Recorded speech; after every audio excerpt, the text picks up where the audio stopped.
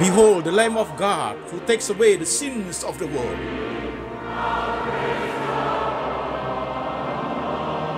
Jesus said, I am the way, the truth, and the life. No one comes to the Father but by me.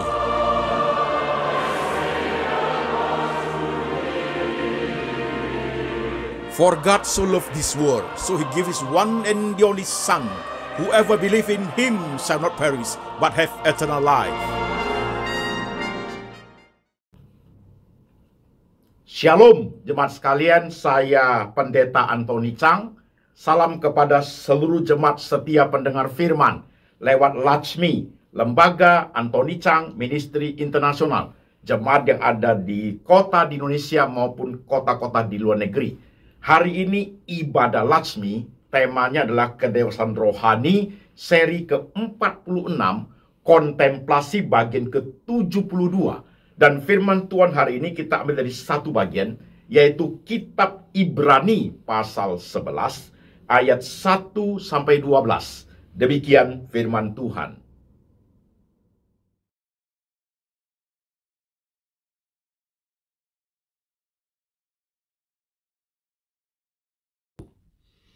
Iman adalah dasar dari segala sesuatu yang kita harapkan, dan bukti dari segala sesuatu yang tidak kita lihat. Sebab oleh imanlah telah diberitakan kesaksian kepada nenek moyang kita, karena iman kita mengerti bahwa alam semesta telah dijadikan oleh firman Allah, sehingga apa yang kita lihat telah terjadi dari apa yang tidak dapat kita lihat. Karena iman, Habel telah mempersembahkan kepada Allah korban yang lebih baik daripada korban Kain. Dengan jalan itu, ia memperoleh kesaksian kepadanya bahwa ia benar, karena Allah berkenan akan persembahannya itu, dan karena iman ia masih berbicara sesudah ia mati. Karena iman, Henokh terangkat, supaya ia tidak mengalami kematian, dan ia tidak ditemukan, karena Allah telah mengangkatnya, sebab sebelum ia terangkat, ia memperoleh kesaksian bahwa ia berkenan kepada Allah. Tetapi tanpa iman, tidak mungkin orang berkenan kepada Allah. Sebab barang siapa berpaling kepada Allah, ia harus percaya bahwa Allah ada, dan bahwa Allah memberi upah kepada orang yang sungguh-sungguh mencari Dia. Karena iman, maka Nuh dengan petunjuk Allah tentang sesuatu yang belum kelihatan, dan dengan taat mempersiapkan bahtera untuk menyelamatkan keluarganya. Dan karena iman itu, ia menghukum dunia, dan ia ditentukan untuk menerima kebenaran sesuai dengan imannya. Karena iman, Abraham taat ketika ia dipanggil untuk berangkat ke negeri yang akan diterimanya menjadi milik pusakanya. Lalu ia berangkat dengan tidak mengetahui tempat yang ia tujui. Karena iman, ia diam di tanah yang dijanjikan itu, seolah-olah di suatu tanah asing, dan di situ ia tinggal di kemah dengan Ishak dan Yakub, yang turut menjadi ahli waris janji yang satu itu. Sebab ia menanti-nantikan kota yang mempunyai dasar, yang direncanakan dan dibangun oleh Allah.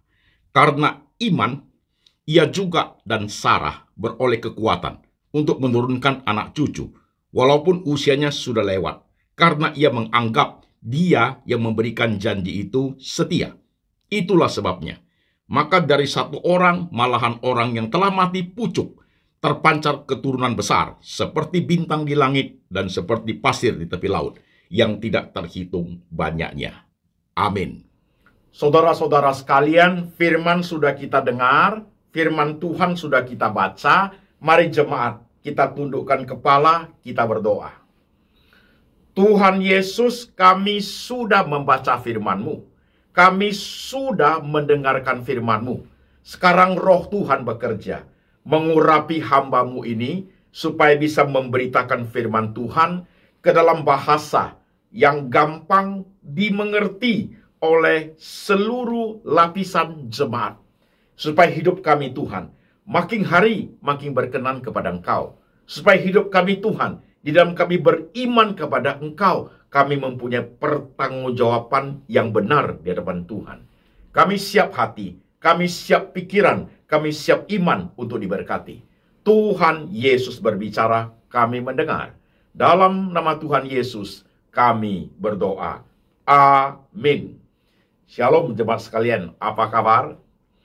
Saya berharap jemaat baik-baik saja. Saudara-saudara sekalian, hari ini ibadah di Latsmi, Lembaga Antoni Chang Ministry Internasional. Ibadah hari ini sudah sampai di seri kedewasaan rohani, seri yang ke-46. Kontemplasi bagian ke-72.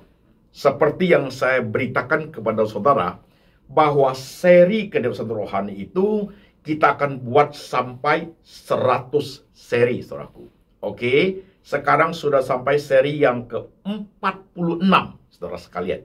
Dan firman Tuhan hari ini tadi kita sudah baca dari kitab Ibrani pasal 11. Temanya adalah iman dan firman Tuhan. Temanya adalah iman dan firman Tuhan. Seperti biasanya juga, saudara-saudara sekalian, seri yang ke-46 ini akan terintegrate dengan seri dari seri pertama sampai seri ke-45. Maka saudara yang senantiasa setia mengikuti kebaktian daripada kedewasaan rohani, saudaraku, jangan lupa tentang bagian-bagian sudah dikhotbahkan, karena dia akan integrate menjadi satu keutuhan, menjadi satu kesatuan dalam mengerti akan kebenaran. Oke jemaat, dan tetap menggunakan integrative thinking. Kemudian level kognitifnya, kita pakai level kognitif dalam level analisa. Berhenti sebentar. Saudara-saudara sekalian, minggu lalu tema seri kedewasaan rohani yang ke-45 itu temanya Return to God, kembali kepada Tuhan, tentang anak yang hilang. Saya bahas dalam level berpikir aplikasi, saudaraku, lebih sederhana. Nah, uniknya jemaat sekalian, banyak respon dari jemaat lebih suka di level aplikasi, lebih suka karena lebih gampang dimengerti, ya, lebih aplikatif, lebih senang dengarnya, tidak capek mikirnya. Memang betul, saudaraku. Tetapi ada jemaat juga mempunyai critical thinking, pikiran mereka membutuhkan makanan rohani yang jauh lebih kuat. Jadi kadang-kadang saya khotbah di level aplikasi, kadang-kadang saya khotbah di level analisa, kadang-kadang khotbah di level analisa menuju kepada sintesa, supaya jemaat itu mendapat porsi yang pas, saudaraku. Minggu lalu kita sudah khotbah dalam level berpikir aplikasi. Minggu ini kita berpikir dalam level analisa, supaya jemaat juga mendapat porsi yang tepat. Oke jemaat, oke? Sekarang kita lanjut. Temanya adalah iman dan firman Tuhan. Kitab Ibrani pasal 11 yang kita baca, saudaraku, khususnya ayat 1, 2, dan 3 itu menjadi basic daripada pemahaman tentang iman bagi orang percaya. Iman orang Kristen itu, saudaraku, unik sekali. Sekarang saudara perhatikan, saya berikan beberapa hal untuk membuka nuansa berpikir saudara sekalian, sehingga saudara bisa melihat iman kita itu seperti apa sih. Coba perhatikan. Saudara percaya dulu, baru mengerti, atau mengerti dulu, baru percaya? Coba jawab. Banyak orang yang suka mengatakan, buat aku mengerti dulu, saya baru mau percaya. Kalau saya tidak mengerti, saya tidak akan percaya. Nah, orang-orang seperti itu, saudaraku, sampai mati pun dia tidak akan percaya. Karena dia ingin, buat aku ngerti, baru aku mau percaya. Iman Kristen kita, saudaraku, adalah faith come first. Iman dulu, setelah beriman, baru kita percaya. Ini gak boleh digeser, saudaraku. Gak boleh digeser. Buktikan saya dulu, baru saya percaya. Ada orang seperti itu cara berpikirnya. Tetapi iman Kristen kita, saudaraku, kita percaya sekalipun tidak ada bukti. Iya. Iman di Ibrani pasal 1, pasal 11 itu bunyinya begini. Iman adalah dasar dari segala sesuatu yang kita harapkan. Dan bukti dari segala sesuatu yang tidak kelihatan, saudaraku. Jadi orang suka berkata, buktikan kepada saya dulu, baru aku percaya. Buat saya mengerti dulu, baru saya percaya. Aku lihat dulu, baru saya percaya. Tetapi iman Kristen kita tidak seperti itu. Masih ingat nggak Didimus? Thomas itu, waktu Tuhan Yesus sudah bangkit, murid-murid kumpul di situ, mereka mengatakan Tuhan sudah bangkit. Thomas ngomong, kalau aku tidak mencucukkan tanganku ke lambungnya, aku tidak percaya. Yesus datang ke Thomas. Thomas, silahkan tusukkan tanganmu, jarimu ke lambungku. Gak berani dia, saudara. Dia mengatakan, engkaulah Mesia, anak Allah yang hidup. You are the son of living God. Yesus ngomong, banyak orang percaya karena melihat. Tapi berbahagialah mereka yang percaya karena tidak melihat, saudaraku. Jadi iman kita sangat unik, jemaat sekalian. Ingat ya, ini prinsip yang sangat kuat dalam iman Kristen kita. We believe supaya kita ngerti. Itu penting loh. Kalau you tidak believe, sampai mati pun tidak akan mengerti, saudaraku. Kasih tahu saya Alkitab ini Tuhan buat saya ngerti dulu, baru saya mau percaya, saudaraku. Sampai mati tidak akan percaya. Buktikan kepada saya dulu, ini baru aku percaya Tuhan Yesus. Sampai mati pun tidak akan percaya. Kasih saya lihat dulu fakta ini baru aku percaya. Sampai mati pun tidak akan percaya. Iman kita adalah faith first, I believe. Wah, ini penting, coba. Oke? Nah, kalau prinsip Alkitab seperti ini sudah kita pahami, jemaat, baru kita masuk kitab Ibrani itu tentang contoh pelopor-pelopor iman, tokoh-tokoh iman. Nah, di perikop yang kita baca, saudara sekalian, Ibrani pasal 11, ayat 1 dan seterusnya itu banyak tokohnya. Ada Kain Habel, ada Henok, ada Nuh, ada Musa, ada Abraham, banyak tokohnya, saudaraku. Hari ini saya akan mengambil satu tokoh, yaitu Abraham. Nanti Nuh, Kain, Habel, Henok, saudaraku, kita akan selipkan. Jadi pikirannya integrate. Oke, saudaraku, pelan, mari kita masuk. Abraham, saudaraku, ketika kita baca tentang kisah Abraham itu, Tuhan menyuruh Abraham dari tempatnya, dari Ur Kasdim, saudaraku, pergi ke tempat yang Tuhan tunjukkan kepada dia. Alkitab yang kita baca tadi itu ke tempat yang belum dia tahu loh, saudaraku. Yang belum dia ketahui loh, saudara sekalian. Nah, perhatikan. Abraham dengan Tuhan, saudara sekalian. Iman Abraham bertumbuh dalam relasinya dengan kebenaran itu. Itu menjadi patokan daripada Abraham menjalankan apa yang Tuhan mau. Maka kembali kepada Ibrani pasal 11 ayat 1 sampai 3. Saudara perhatikan. Saya jelasin pelan, saudaraku ya. Karena ini level analisa. Saudara mesti menyimak dengan baik. Iman adalah dasar dari pengharapan. Iman adalah dasar dari segala pengharapan. Oke? Rupanya segala pengharapan itu punya dasar. Dasarnya apa? Iman. Tapi iman sendiri juga harus punya dasar. Iman itu dasarnya apa, Pak Pendeta? Imannya dasarnya adalah firman Tuhan. Jadi berurut, saudaraku. Pengharapan itu semua harus ada dasarnya. Dasarnya iman. Dan iman itu dasarnya adalah firman Tuhan. Karena kita iman bertumbuh lewat pendengaran firman Tuhan. Nah, ketika iman orang itu, saudaraku, pertumbuhan lewat apa? Lewat relasi orang beriman itu dengan Tuhan. Kita pakai tadi Abraham. Abraham imannya bertumbuh dengan baik, berelasi dengan Tuhan. Suatu hari Tuhan suruh dia, pergi ke tempat yang aku tunjukkan kepadamu. Keluar dari di mana kamu tinggal. Saudara pelan-pelan menyimak. Abraham itu, waktu Tuhan suruh dia pergi ke negeri yang Tuhan tunjukkan kepada dia itu, status posisi keadaan Abraham di kota Ur itu, saudaraku, sudah oke. Orang bilang sekarang sudah established. Apapun ada. Financial oke, semua oke. Dia orang terkenal di kota itu, saudaraku. Dia orang terkenal. Tuhan suruh dia pergi ke tempat, tinggalkan itu semua. Kota di mana kamu tinggal. Pergi ke tempat yang aku tunjukkan kepadamu. Tidak mudah untuk memahami poin seperti itu. Sangat mudah untuk kita, saudaraku. Kalau kita tidak punya apa-apa, Tuhan suruh ke suatu tempat, kita pergi. Mana tahu di situ bisa lebih baik hidupnya, kan begitu. Tapi Abraham, hidupnya sudah oke. Everything is okay. Jikalau iman Abraham tidak berelasi kuat dengan firman Tuhan, hanya berdasarkan kemanusiaannya saja, hanya berdasarkan pikiran Abraham saja, pasti dia tidak pergi, saudaraku. Buat apa? Sini semua udah oke kok. Semua orang hargai dia kok. Everything dia punya. Ngapain ke kota yang unknown, yang belum tahu seluk-beluknya kayak apa? Buat apa? Itu kalau Abraham berpikir dengan secara manusia.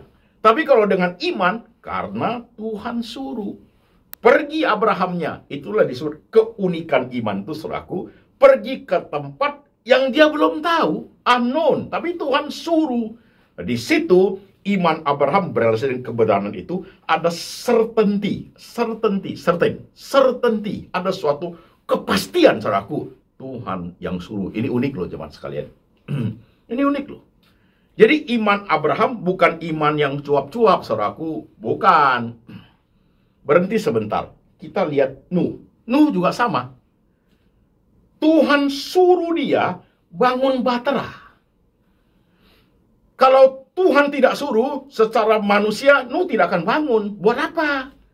Tuhan suruh dia. Relasi iman dia dengan kebenaran itu kuat sekali. Tuhan suruh dia bangun. Maka dia bangun, saudaraku. Jadi ada suatu certainty dalam kehidupan orang percaya itu. Pelopor-pelopor iman itu menjalankan apa yang Tuhan mau. Iman berelasi dengan kebenaran. Dasar daripada iman itu adalah kebenaran. Dalam kebenaran itu, Alkitab yang kita baca itu, di situ berisi semua perintah Tuhan. Semua janji-janji Tuhan. Janji-janji Tuhan yang digenapi, saudaraku. Jadi ketika iman bertumbuh, dia harus mengerti kebenaran itu dengan baik. Oke? Nuh, dia tahu Tuhan suruh dia itu. Dia kerjain, men. Bukan iman yang cuap-cuap. Jadi kita harus hati-hati dalam hidup ini. Kadang-kadang orang Kristen zaman sekarang itu sangat simpel sekali cara mengertinya, saudaraku. Lihat orang punya gedung, aku beriman pengen punya gedung. Lihat orang punya mobil mewah, aku beriman pengen punya mobil mewah. Agak konyol, saudaraku. Hanya sekedar ingin, saudara sekalian, dipakai kata-kata beriman. Gak bisa begitu, jemaat sekalian. Tetapi kalau jemaat rohaninya belum dewasa, baru bayi rohani, jemaat yang rohani tidak bertumbuh dengan baik, dia ngomong seperti itu, ya kita harus bilang apa? Tapi saudara yang sudah ikuti di lembaga Anthony Chang Ministry International itu, tidak boleh seperti itu. Saudara mau minta, silakan. Gak jadi masalah kok. Tuhan aku minta, ini minta. Nanti dalam proses jalannya waktu, saudaraku, Tuhan akan saring itu permintaan kita. Sampai kita mengerti apa yang Tuhan mau. Silakan. Tetapi kok you beriman, pada saat kita mengatakan aku beriman, di dalamnya harus ada certainty, di dalamnya harus ada suatu kepastian, saudaraku. Begitu. Jangan sembarang cuap-cuap. Suatu hari, 15 tahun lalu saya di Surabaya. Satu jemaat sharing. Pak, anak saya sakitnya parah. Keadaannya sudah sulit lah. Saya sudah bawa ke dokter sana, dokter sini. Cari teman-teman pendoa udah didoakan. Datanglah 2 pendeta ke rumah untuk doakan anak saya. Waktu didoakan, pendeta itu ngomong, Tuhan bicara sama saya. Saya beriman anak Bapak pasti sembuh. Pasti sembuh. Saya beriman. Kata pendeta itu. Ya, senang saya, Pak. 2-3 kali pendeta datang, ngomongnya saya suka sekali karena pasti sembuh. Dan saya memberikan sejumlah uang untuk persembahan. 2 minggu kemudian anak saya meninggal, Pak. Setelah anak saya meninggal, pendetanya datang lagi, 2 pendeta itu. Datang lihat itu, sudah jadi mayat itu anak dalam peti mati. Pendetanya ngomong apa? Aku melihat wajahnya sudah tenang. Ngomongnya begitu. Jadi saya tanya jemaat itu. Jadi Bapak jawabnya apa? Aku diam aja, Pak. Saya kasihan sama jemaat itu, saudaraku. Saya kasihan jemaat itu. 2 minggu lalu pendetanya ngomong, aku beriman. Tuhan bilang sama saya, pasti sembuh. Nah ini 2 minggu mati. Jadi apa pertanggungjawabannya? Beriman itu perlu suatu pertanggungjawaban, perlu suatu certainty. Tuhan ngomong loh. Tuhan berinteraksi dengan Tuhan, bukan asbun asal bunyi loh. Itu pendeta asbun. Kenapa saudaraku? Karena dapat persembahan. Bahayanya zaman ini. Jadi kita tidak boleh, jemaat sekalian, kalau sudah dewasa rohaninya, kalau you mau minta silakan. Tapi kok you beriman, hati-hati. Waktu you ngomong beriman, berarti you sudah menggumuli dengan serius tentang hal itu. Serius sekali. Suatu relasi dengan Tuhan harus kuat di situ. Ada suatu kepastian. You baru mengatakan aku beriman loh. Gak boleh sembarangan loh. Gak bisa segampang kita pikir asal ngomong dikit-dikit semua ini aku beriman, saudaraku. Itu bukan beriman kepada Tuhan. Itu hanya suatu keinginan, saudara sekalian. Beriman kepada Tuhan itu ada suatu instruksi perintah dari Tuhan lewat kebenaran itu yang kita pahami dengan baik, baru kita ngomong I believe. Penting sekali. Tapi berapa banyak jemaat yang mau mengerti seperti itu? Ya kan? Coba lihat kehidupan gereja kita zaman ini, saudaraku. Semua pakai kata beriman. Aku beriman, aku beriman, aku beriman. Seolah-olah kata beriman itu menjadi suatu kalimat, suatu kata sakti untuk semua terjadi. Kalau begitu, Tuhan menjadi bohwat karena dia sudah beriman. Salah itu, saudaraku. Wah, orang percaya sudah beriman dia karena dia sudah punya iman. Aku bohwat, tidak bisa tidak kabulkan, harus kabulkan. Aku beriman, papaku masih sembuh. Nah, kalau mati gimana? Seolah iman itu menjadi kalimat sakti, kata sakti. Tuhan pun tidak berdaya. Begitukah itu? Enggak, jemaat sekalian. Bukan begitu cara bergumulnya tentang hidup anak Tuhan itu. Pelopor-pelopor iman kan mengajari kepada kita. Coba lihat persembahan Kain dan Habil. Kenapa persembahan Kain Tuhan tidak berkenan? Kenapa persembahan Habil Tuhan berkenan? Ayat itu dikatakan karena karena iman Habil mempersembahkan dengan benar, saudaraku. Maka Tuhan berkenan. Si Kain itu jahat dia. Hatinya busuk, saudaraku. Kelihatan sekali kok. Jadi ketika you beriman memberikan persembahan kepada Tuhan pun, saudaraku, imanmu berkaitan kebenaran itu ada perintah, ada janji dalam kebenaran yang harus kamu patuhi loh. Yang kamu beri persembahan itu, kamu beriman, persembahan itu dari mana? Hasil apa? Kerjaan bagaimana? Hidup kita benar gak? Kalau uang hasil penipuan, gereja bisa tertipu oleh karena itu. Pendeta pun bisa tertipu. Uang hasil kerjaan kejahatan kita beri kepada Tuhan, saudaraku. You bilang beriman. Tuhan tak terima, saudaraku. Sekalipun kita bisa memberinya membohongi gereja. Begitu. Kain, Tuhan tidak berkenan. Karena jahat dia. Uang kejahatan kita kasih ke Tuhan. Aku beriman. Untuk cuci dosa. Hati-hati jemaat. Jadi kalau ikuti lembaga Anthony Chang Ministry Internasional, saudaraku. Yang namanya beriman itu, ya, ada suatu relasi dengan Tuhan itu perlu suatu keseriusan, ketajaman rohani, saudaraku, untuk mengerti apa yang Tuhan mau, begitu loh. Kalau Abraham tidak ngerti, dia tidak akan lakukan itu. Dia tahu, pasti di situ. Pergi ke kota yang ke negeri yang aku tunjukkan kepadamu. Sama dengan pada saat Abraham, waktu dia umur 99, gak punya anak dia. Tuhan datang pada dia, Tuhan ngomong, tahun depan aku memberikan engkau anak. Itu relasi yang kuat sekali, saudaraku. Abraham bilang apa? Ya, Tuhan. Certain. Pasti, saudaraku. Belum. Apa sih pengharapan lo? Kan belum jadi itu. Abraham ketika berumur 100, lahir itu Ishak.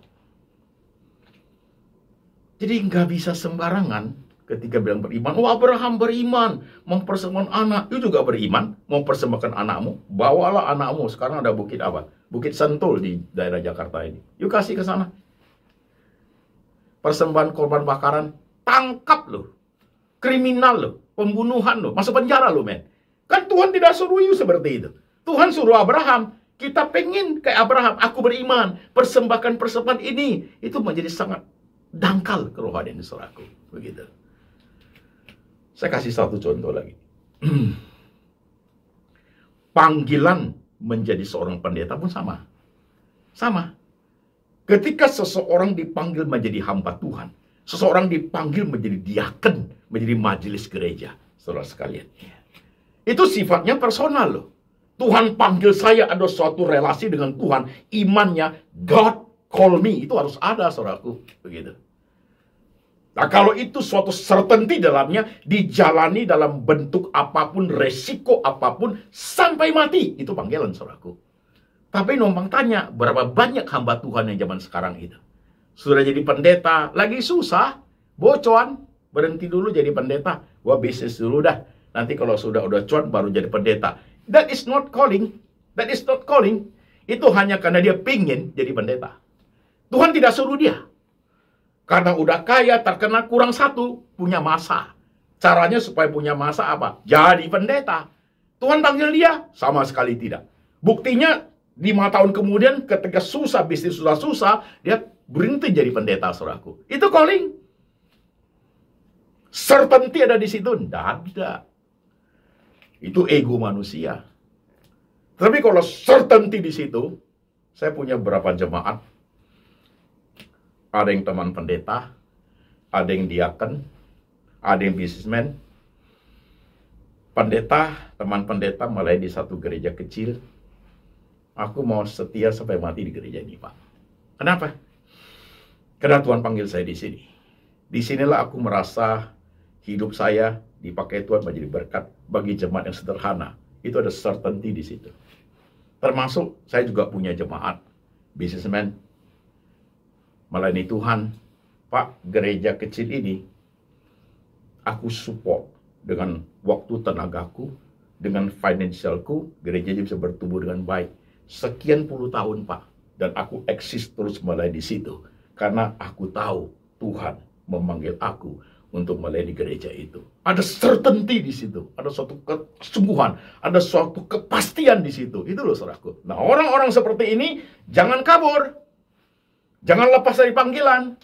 Tertarik oleh pendeta A, pendeta B, gereja, yuk pindah. Hati-hati. Karena apa yang sudah Tuhan gariskan, apa yang sudah Tuhan panggil, apa yang Tuhan kerjakan, saudaraku, itu harus accomplish. Harus dipertanggungjawabkan oleh iman kita. Abraham sama, Musa sama, Nuh sama. Nuh kan tidak bisa dong kerja setengah, bataranya nggak jadi, nggak bisa begitu. Harus selesai. Karena itu Tuhan yang suruh. Demikian pun pelayanan kita, saya pendeta.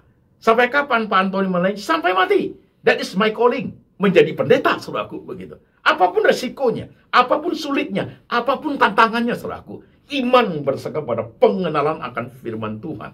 Begitu. Iya kan, jemaat? Iya, dengar khotbah ini, saudara, harus lebih dewasa loh. Jangan sembarang mulut ini, dikit-dikit klaim iman, dikit klaim iman, aku klaim iman, klaim iman. Enggak begitu hidup itu. Rohani enggak seperti itu. Sehingga jemaat dibuat menjadi salah mengerti. Apa-apa diklaim. Nah, pendeta tadi itu. Anak jemaat itu mati. Sebelum mati dia klaim, pasti sembuh. Nah, sekarang harus buktikan. Tanggung jawabnya apa? Enggak ada tanggung jawabnya kan? Pura-pura bego lagi.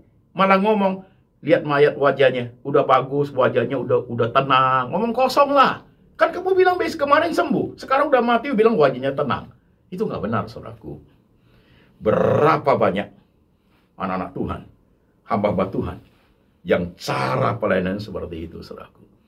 Uncertainty. Tidak ada kepastiannya, tapi ngomongnya pasti bukan main. Suatu manipulasi kerohanian, saudaraku. Bahayanya minta ampun. Nah, ini kembali kepada jemaat masing-masing dalam bergumul tentang hidup. Pergumulan dengan Tuhan itu sifatnya personal, saudaraku ya. Oke. You yang bisnis, kamu yang melayani, saudara yang menjadi pendeta, saudara menjadi diaken, ini sifatnya pribadi saudara dengan Tuhan loh. What shall I do, Lord? Itu begitu modelnya. Henok, pelopor iman ada contoh Henok. Henok itu, saudaraku, waktu hari akhirnya, saudara sekalian, dia tidak mati loh. Dia diangkat, saudaraku. Karena Henok bergaul dengan Tuhan. Iman reaksi, pertemuan imannya pendengaran lewat pendengaran firman itu kuat sekali, saudaraku. Alkitab mengatakan Henok bergaul dengan Tuhan. Konsisten dalam pertanggungjawaban rohaninya. Tidak pelin-pelan, tidak bunglon, tidak terbawa arus zaman, tidak mudah goyang, saudaraku. Itu begitu. Jadi saudara sekalian, seri ke-46 nih saudaraku, kontemplasinya buat saudara-saudara dan saya dan teman-teman yang menjadi hamba Tuhan, saudaraku. Hati-hati dalam mencetuskan sesuatu yang bersifat rohani. Kalau dalam kontemplasimu, you mau minta sesuatu, silakan. Tidak dilarang kok, beriman. Oke. Tuhan, aku minta ini, minta itu. You mintalah. Gak jadi masalah. Nanti Tuhan proses. Tuhan bilang yes, you dapat. Tuhan bilang no, gak ada, you harus cari lain. Tuhan bilang wait, you harus tunggu. Kan begitu. Semua kembali kepada Tuhan. You just asking, you hanya minta. Tapi kalau kamu ngomong seperti bernasar ini itu certainty, harus hati-hati. Jadi dalam kontemplasi saudara itu, kontemplasi jemaat sekalian, ngopilah di kantor lah, ada waktulah. Tuhan, usaha saya seperti ini. Tuhan, aku butuh ini. Silakan. Tidak ada salahnya. Tidak ada salahnya. Tapi ketika engkau punya iman bereaksi dengan aku beriman, you harus hati-hati, pikir dan bergumul 12 kali. Begitu. Kalau memang itu suatu certainty yang kuat, hasil dari dasar iman yang bergabung kebenaran itu, you ngomong, oke. Saya berani ngomong, saya beriman kepada Tuhan. Karena panggilan Tuhan kepada saya adalah jadi pendeta. Saya berani ngomong itu. Itu ada certainty di situ, saudaraku. Sampai kapan? Sampai mati. Apapun problemnya, saudaraku. Apapun resikonya. Karena ada certainty di situ. Tuhan suruh saya. Yes. Nah, ini menjadi contoh dalam hidup. Jadi masing-masing, saudaraku ya, sebagai anak-anak Tuhan itu, suatu pertanggungjawaban kerohanian itu menjadi sangat penting. Kasian si jemaat yang baru tumbuh rohaninya, yang ngertinya setengah-setengah, digoyang oleh Kristenan zaman sekarang, digoyang oleh pendeta tertentu yang pokoknya tiada mustahil bagi Tuhan, pokoknya you percaya saja, saudaraku. Kasian sih. Tidak membawa jemaat kepada suatu pendalaman rohani, tapi membawa jemaat itu hidup dalam rohani yang sangat dangkal. Begitu.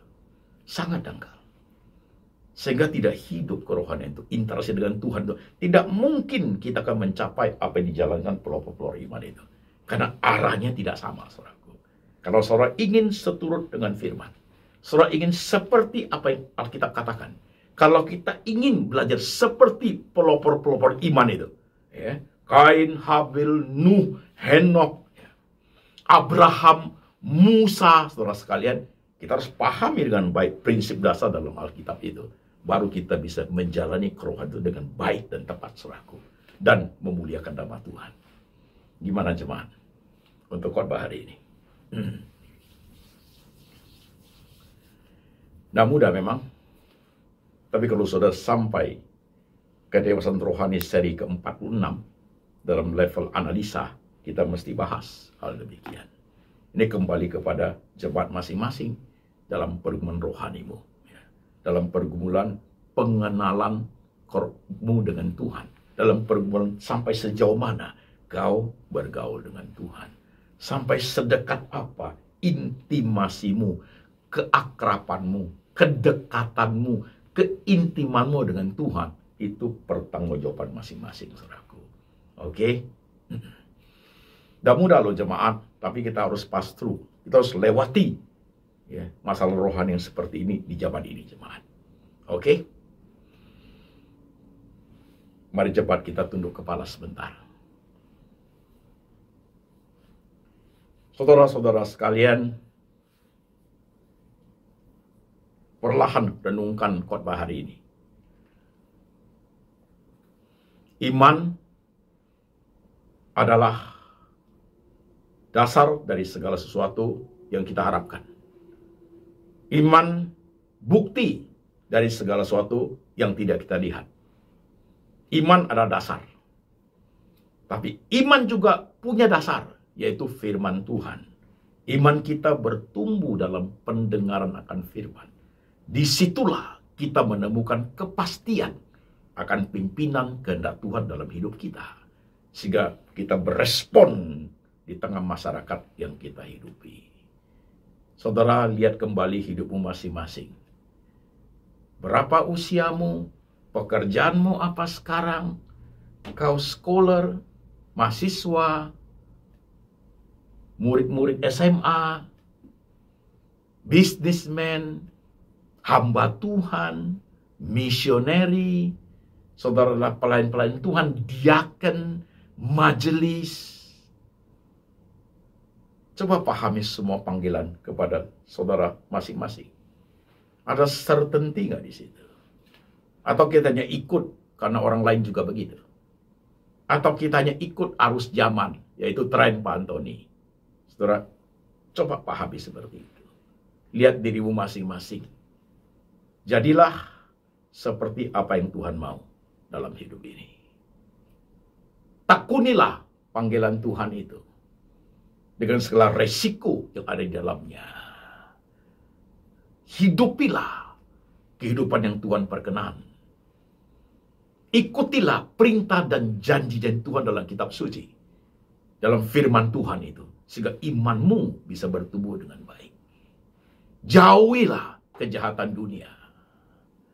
Jauhilah segala hiruk pikuk yang akan menarik engkau keluar dari kebenaran.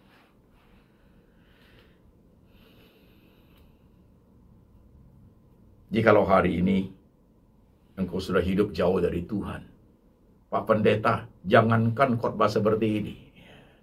Tentang hidup saja saya sudah tidak peduli, Pak Pendeta. Tentang dosa saja, semua orang juga seperti itu, Pak Pendeta. Aku tak berdaya. Alangkah kasihannya engkau. Zaman sudah berubah. Sudah berapa tahun kita menjadi orang Kristen. Kalau sekarang kita tidak bertumbuh, kapan lagi? Kalau kita tidak mempunyai kepekaan rohani, kapan lagi?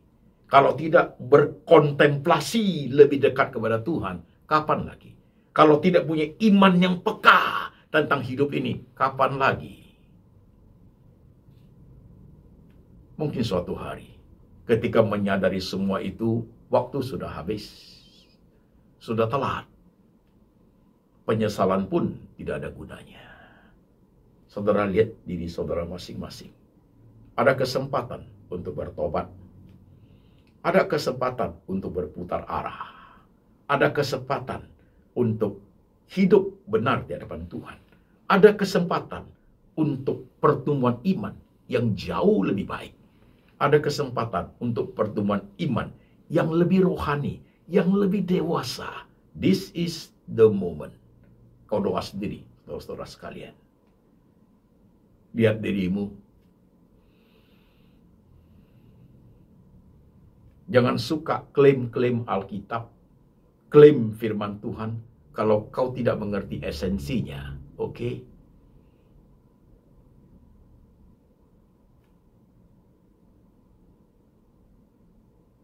Lihat dirimu masing-masing.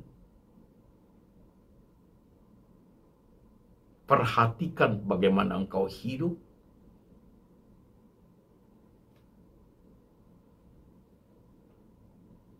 Jangan lupa berinteraksi dengan Tuhan.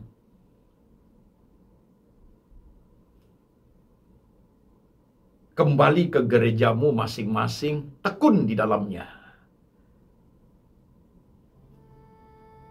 Tekun dalam pembacaan perenungan akan firman Tuhan. Tuhan Yesus, hamba berdoa untuk jemaat yang hari ini tertunduk kepalanya. Di tengah semua problematika hidup, kami harus belajar untuk dewasa rohani. Kami harus belajar untuk lebih mengerti maksud dan rencana Tuhan dalam hidup kami. Iman kami harus bertumbuh lebih progresif, lebih mengerti, lebih komprehensif tentang karya Tuhan dalam hidup kami. Tolong setiap jemaat ya Tuhan, di tengah setiap problem kehidupan, tangan-Mu memberkati mereka. Tangan-Mu menolong mereka ya Tuhan. Menjaga, melindungi ya Tuhan Yesus. Di tengah semua permasalahan, Kau hadir di sana. Kau membuka jalan untuk mereka ya Tuhan. Terima kasih Tuhan untuk firman hari ini. Letakkan tangan-Mu di pikiran jemaat. Letakkan tangan-Mu di hati jemaat. meteraikan firman ini ya Tuhan, bahwa iman adalah dasar dari segala sesuatu yang diharapkan dan bukti dari segala sesuatu yang tidak terlihat. Supaya dengan iman setiap kami boleh hidup bersandar kepada Engkau. Dan berkat ini turun atas jemaat. Kasih dari Bapa dari surga turun atasmu. Yesus Kristus gembala yang baik pemelihara jiwamu. Dan Tuhan Roh Kudus senantiasa mengingatkan engkau akan firman Tuhan. Hidup seturut dengan firman sampai selama-lamanya. Sampai Tuhan datang kembali menjemput setiap yang percaya. Dalam nama Tuhan Yesus. Amin.